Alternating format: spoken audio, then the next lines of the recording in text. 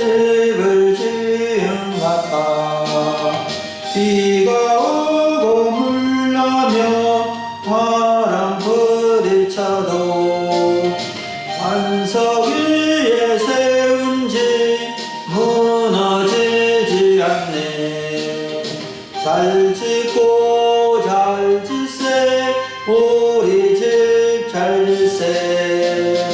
만세 반석 위에다 우리 집 잘 짓세.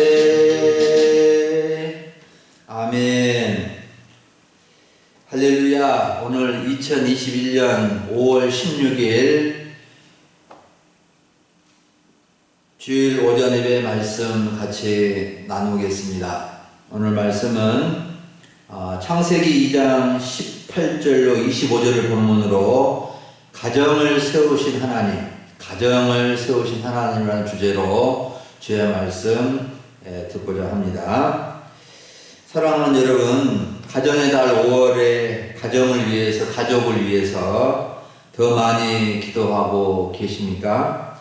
항상 기도하셔야 하겠지만 가정의 달 5월에 더욱더 하나님의 은혜로 가정이 잘 세워질 수 있도록 기도할 수 있기를 바랍니다. 사실 지난주에 저희 교회는 이렇게 가정주일로 이렇게 지켰습니다만 한 번으로는 안 되겠다는 마음이 들어서 또 가정에 주시는 하나님 말씀을 좀 더 드려야겠다는 마음이 들어서 이번 주일에도 가정에 관한 말씀을 이렇게 듣고자 합니다. 여러분, 가정이 얼마나 중요할까요?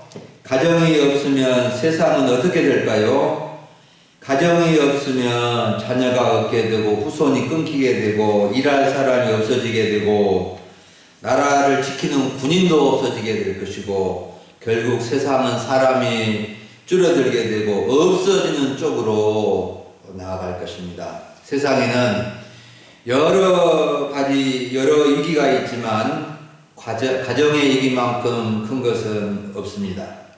코로나19가 엄청난 어려움을 주어서 위기의 시대가 되었지만 가정의 위기는 개인의 위기요, 가문의 위기요, 사회의 위기요, 국가의 위기요, 온 인류의 위기가 되는 것입니다. 통계청에 의하면 우리나라 2019년 가구 수는 인구 5천만 좀 넘습니다만 가구 수가 2천만 정도 가구가 되는데 이 중에서 1인 가구가 점점 늘어나서 600만 가구가 넘었고 1, 2인 가구가 절반을 넘게 되었다고 합니다. 장수함으로 1인 노인 가구도 늘어나고 있지만 젊은 층 1인 가구도 늘어나는 현상이 위기의 현실을 반영해주고 있습니다. 오늘날 시대의 흐름은 혼자 사는 사람이 많아지고 있고 결혼을 해도 자녀를 한 명만 낳든지 안 낳든지 하는 풍조가 되어가고 있는 실정입니다. 뿐만 아니라 가정이 건강하고 평온해야 될 텐데 그러지 못하고 가정이 시끄럽고 부부 갈등, 부자 갈등, 형제간 갈등으로 위기가 가중되고 있는 현상이 되고 있습니다. 여러분, 우리는 가정에 대해서 많이 배우지 못한 것이 사실입니다.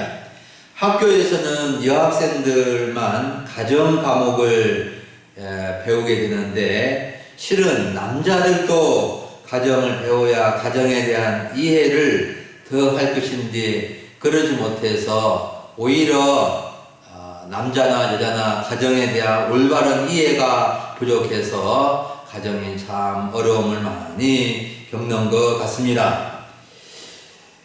우리는 우리의 시대의 사정이 박지 못하고 또 절망적이라 할지라도 우리는 성경을 통해서 가정이란 무엇이고 하나님께서 어떻게 가정을 세우시고 어떤 가정이 되기를 바라시는지를 배워야 하고 또 전해 주어야 할 책임이 있는 것입니다.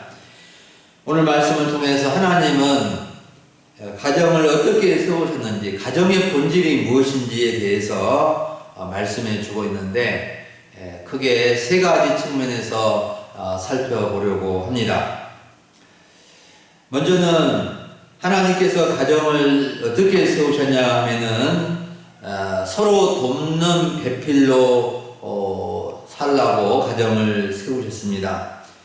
오늘 본문 18절과 20절을 보면 하나님은 사람이 혼자 사는 것이 좋지 아니하므로 그를 위하여 돕는 배필을 주셨다고 말씀해 주고 있습니다. 하나님은 6일 동안 천지 만물을 말씀으로 창조하셨는데 창조된 피조물들이 다 하나님 보시기에 좋았고 사람을 창조하신 후에 심히 좋았다고 말씀하고 있습니다. 그런데 한 가지 안 좋으신 것이 있으셨습니다. 하나님 보시기에 좋지 아니한 것 한 가지가 무엇이냐 하면 사람이 혼자 사는 것이었습니다. 그래서 아담을 위하여 아담을 돕는 배필을 주신 것입니다. 사랑하는 여러분, 여기서 혼자 사는 것이 좋지 못하다는 의미가 무엇이며 돕는 배필이란 무슨 뜻일까요? 이것이 하나님께서 가정을 세우신 이유가 되는데 잘 들으시기 바랍니다. 사람이 혼자 사는 것이 좋지 못하다는 것은 나쁘다, 잘못되었다는 것이 아니라 상대적으로 더 좋지 못하다는 뜻입니다. 즉 아담이 혼자 사는 것보다 아내와 함께 사는 것이 더 낫다는 뜻입니다. 그리고 돕는 배필은 돕는 사람, 조력자, 반려자라는 뜻인데 여자가 단순히 남자의 도우미로서 열등한 존재라는 뜻이 결코 아닙니다. 반대로 돕는 자가 도움을 받는 자보다 더 우월하다는 뜻도 아닙니다. 하나님은 아담에게 돕는 배필이 있어야 함을 아셨고 또 아담이 돕는 배필이 있어야 함도 아셔서 돕는 배필을 주신 것입니다. 사랑하는 여러분, 하나님이 세우신 가정은 서로 돕는 배필이 있는 가정입니다. 남편에게도 배필이 필요하고 아내에게도 돕는 배필이 필요해서 붙여주신 것입니다. 간혹 나는 혼자도 살 수 있다고 말하는 사람들이 있습니다. 나는 힘도 세고 능력도 있어서 청소도 잘하고 밥도 잘하고 빨래도 잘하고 일도 잘하고 못하는 것 빼고는 다 잘한다고 생각해서 누구의 도움이 필요 없기 때문에 혼자도 살 수 있다고 말하는 사람이 있습니다. 그래서 실제적으로도 혼자 사는 사람들이 있습니다. 오늘날 세대가 많이 바뀌어서 이렇게 혼자 사는 단독 가구가 참 600만 가구나 된다고 합니다. 혼자 사는 것이 나쁘고 죄를 짓는 것은 아니지만 특별한 경우가 아니고서는 혼자 사는 것이 순리가 아니고 좋지 못한 부분이 있는 것입니다. 서로 돕는 배필이 있어야 더 좋은 가정을 이루며 살 수 있는데 혼자 산다고 고집하는 것은 좋지 못한 것입니다. 여러분, 혼자 사는 것이 편하고 좋은 점도 있겠지만 혼자 사는 것이 얼마나 외롭고 고독하며 또 혼자 할 수 없는 일이 나이가 들어가고 몸이 아프면 더 많이 느끼게 되는 것입니다. 하나님은 가정을 세워주셔서 우리 사람들을 도우시기를 원하시는데 하나님의 도움을 거절하는 것은 마치 물고기가 물이 없어도 살 수 있다고 고집하는 것과 마찬가지가 되는 것입니다. 아직 남편이 있고 아내가 있는 분들은 돕는 배필을 소중히 여기며 가정을 하나님의 뜻대로 잘 세워갈 수 있기를 간절히 바랍니다. 두 번째로 하나님께서 세우신 가정은 서로 연합하며 사랑의 꽃을 피우도록 하기 위해서 가정을 세워주셨습니다. 19절부터 25절 말씀은 하나님께서 남자와 여자를 만드신 과정과 인류 최고 결혼식을 보여주고 있습니다. 참 신기하고 재미있고 깊은 뜻이 담겨져 있습니다. 하나님을 모르는 사람은 원래 남자가 어떤 존재인지 여자가 어떤 존재인지 잘 모르는 부분이 많습니다. 결국 자기가 어떤 존재인지 어떤 특징이 있고 어떤 장점이 있고 어떤 단점이 있고 어떤 역할을 해야 하는지 모르고 살아가는 경우가 많습니다. 사랑하는 여러분, 하나님은 남자를 만드실 때에 하나님의 형상을 따라 흙으로 만드시고 그 코에 생기를 불어넣으셔서 만드셨습니다. 그리고 여자를 만드실 때는 좀 더 세밀하고 복잡한 과정을 통해서 만드셨습니다. 하나님께서 여자를 만드신 과정이 좀 더 자세하게 기록이 되어 있습니다. 먼저 아담을 깊이 잠들게 하셨습니다. 특별 마취를 통해서 깊이 잠들게 하시고 갈빗대 하나를 취하고 그것에 살로 대신 채우고 그 갈빗대 하나를 가지고 여자를 만드신 것입니다. 여러분, 하나님께서 여자를 만드신 과정을 보면 마치 외과 의사가 전신 마취를 시키고 수술하듯이 갈빗대 하나를 빼내고 그것으로 특별한 사람, 여자를 만드신 것입니다.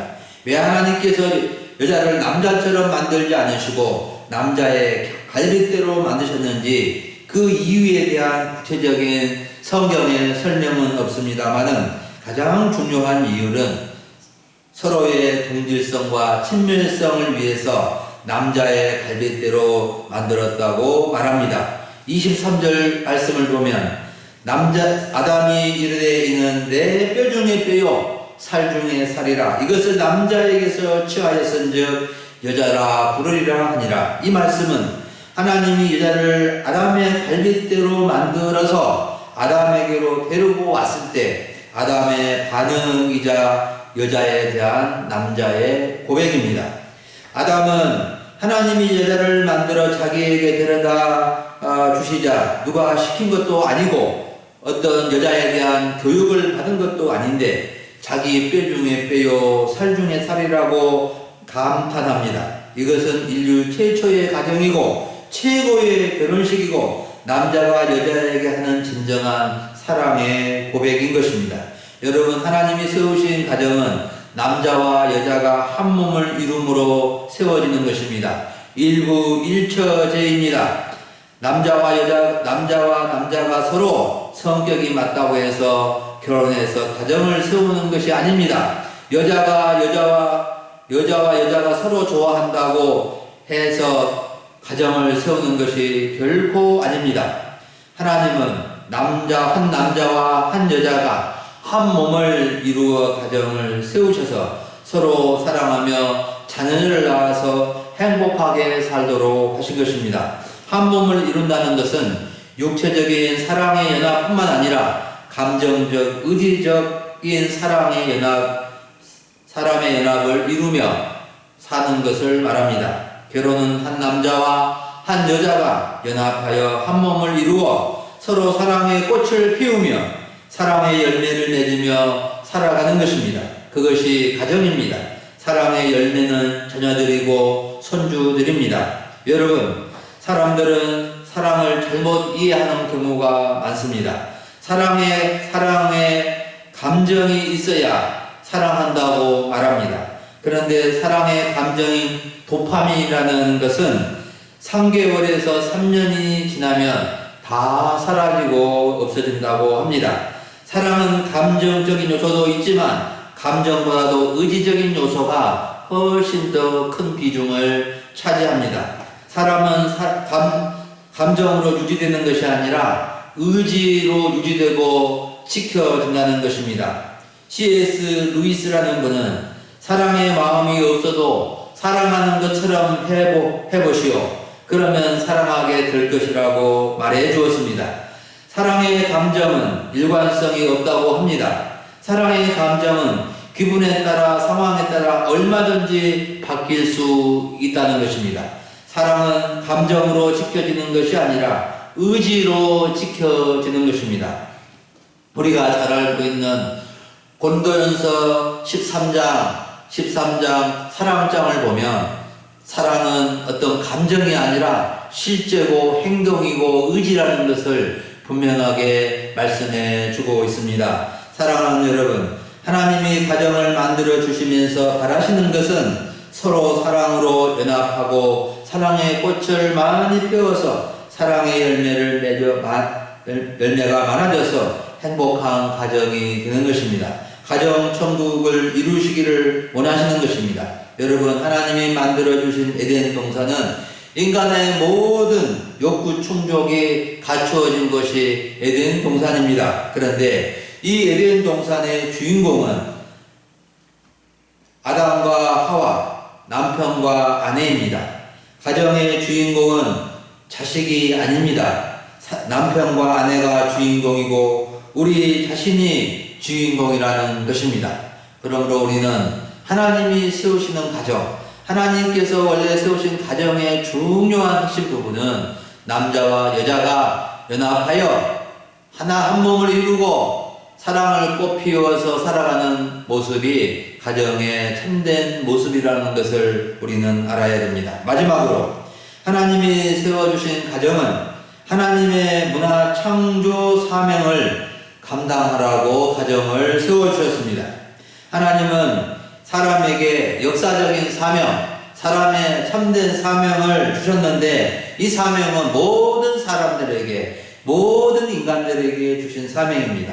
1장 28절을 한번 보면 제가 읽어드리겠습니다. 하나님이 그들에게 복을 주시며 이르시되 생육하고 번성하여 땅에 충만하라.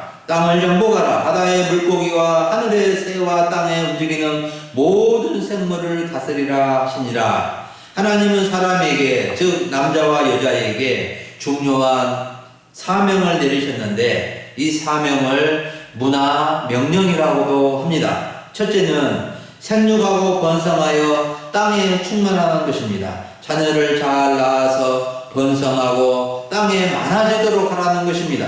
두 번째 사명은 땅을 정복하라는 것입니다. 땅을 정복하라는 것은 땅을 개발하여 유용하게 이용하라는 것입니다. 물론 무분별한 착취와 파괴를 하라는 의미는 결코 아닙니다. 세 번째 사명은 모든 생물을 다스리라는 것이었습니다. 바다의 물고기, 공중의 새, 땅에 움직이는 모든 생물을 다스리며 살라는 것이 바로 하나님께서 우리 사람에게 주신 사명입니다. 여기서 특별히 우리가 주목해야 될 부분은 다스린다는 말입니다. 하나님께서 창조하신 목적대로 잘 관리하고 보살피는 일이 바로 다스린다는 뜻입니다.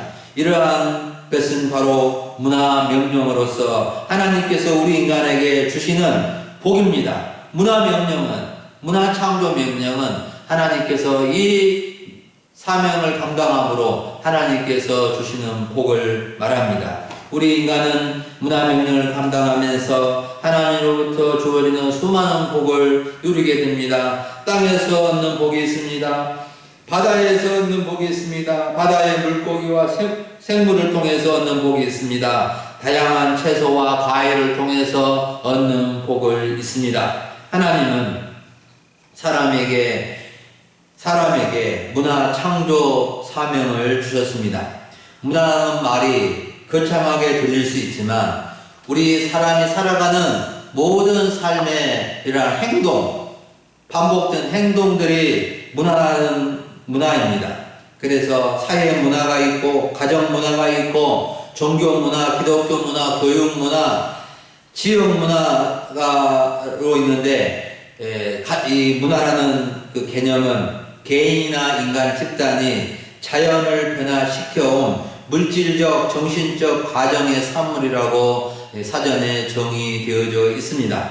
문화라는 말은 원래 성경적으로 창세기 1장 28절 정복하라, 다스리라는 말에서 유래된 경작이나 재배를 뜻하는 말입니다. 그러니까 문화라는 것은 우리 인간이 자연 속에서 경작하고 재배하며 물질적, 정신적 가정의 결과가 모두 문화로 형성되어져 있는 것입니다. 우리가 바다에서 하는 일이 문화가 되고 다시마를 생산해서 또 이렇게 수확하는 것이 이 금일 지역의 중요한 문화로 자리 잡고 있는 것입니다. 또 우리가 이렇게 믿음 생활을 하면서 교회 주일날 교회 나오고 신앙생활하는 것이 기독교 문화의 한 부분이 되는 것입니다. 사랑하는 여러분, 우리는 문화 속에서 살고 있고 또 문화를 만들어가고 있는 존재입니다.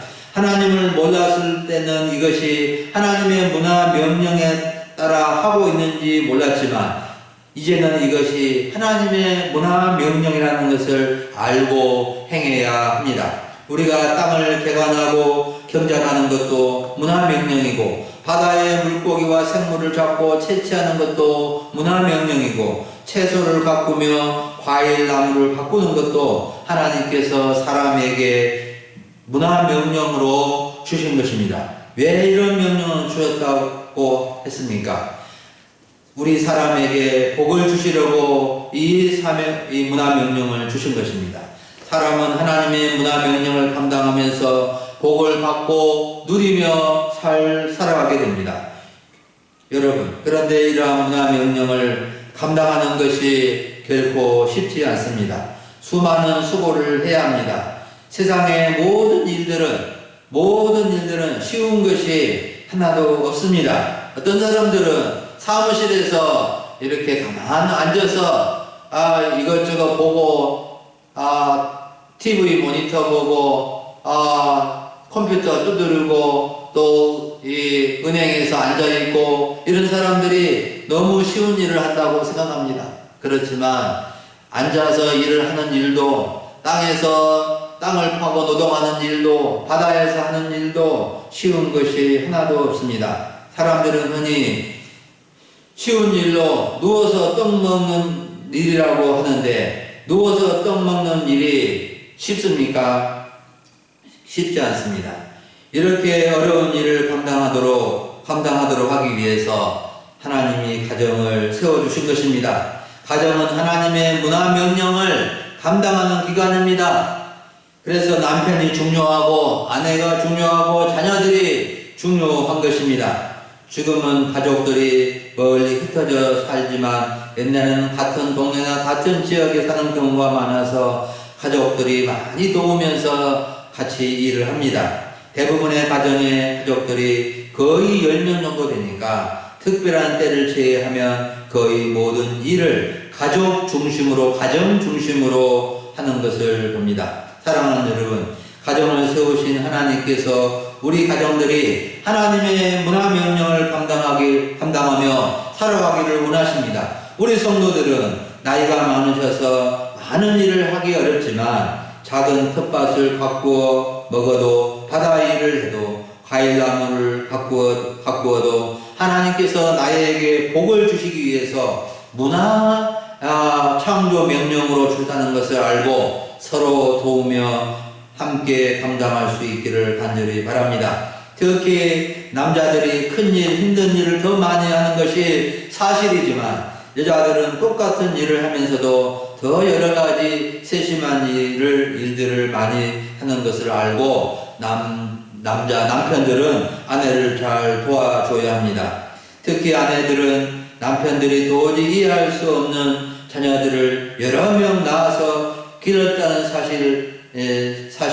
사실을 남자들은 간과하지 말고 아내를 잘 도와주며 가정의 복이 달아나지 않도록 정말로 남자들은 아내의 소중함을 기억할 수 있기를 바랍니다. 사랑하는 여러분, 오늘 우리는 가정을 세우신 하나님이라는 주제로 하나님의 말씀을 들었습니다. 여러분, 하나님은 모든 가정들에게 말씀하십니다. 서로 돕는 배필로 살라. 서로 연합하며 사랑의 꽃을 피우며 열매를 맺으라. 문화 창조 사명을 감당하며 살라고 하십니다. 여러분, 평생 가정을 소중히 여기며 이때까지 살아오셨을 것입니다. 그런데 오늘 말씀을 들으면서 젊었을 때 가정을 세우신 하나님의 뜻을 알았더라면 좀 더 좋은 가정을 이루었을 텐데 지금은 인생 말년에 이제 가정을 위해서 할 일이 별로 없는데 어떡하죠? 라고 아쉬워하는 분도 계실 것입니다. 가정을 위해서 이 나이에 무엇을 하겠소 하는 분도 계실 것입니다. 하지만 가정은 끝나지 않고 자녀들을 통해서 가문으로 이어집니다. 가문은 내가 이 세상을 떠난다 해도 사라지지 않습니다. 하나님이 세워주신 귀한 가정이 자녀들을 통해서 계승되는 것입니다.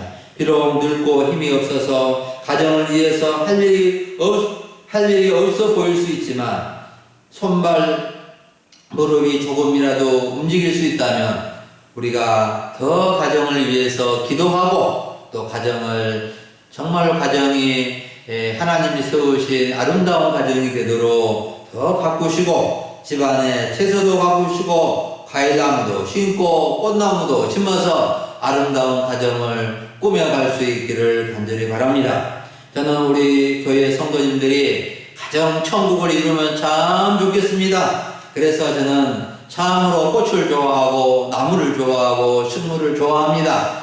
더 우리 교회가 아름다운 교회가 되기를 간절히 바라고 또 제가 특별히 장미꽃을 좋아해서 올해 장미나무를 여러 나무 심었습니다.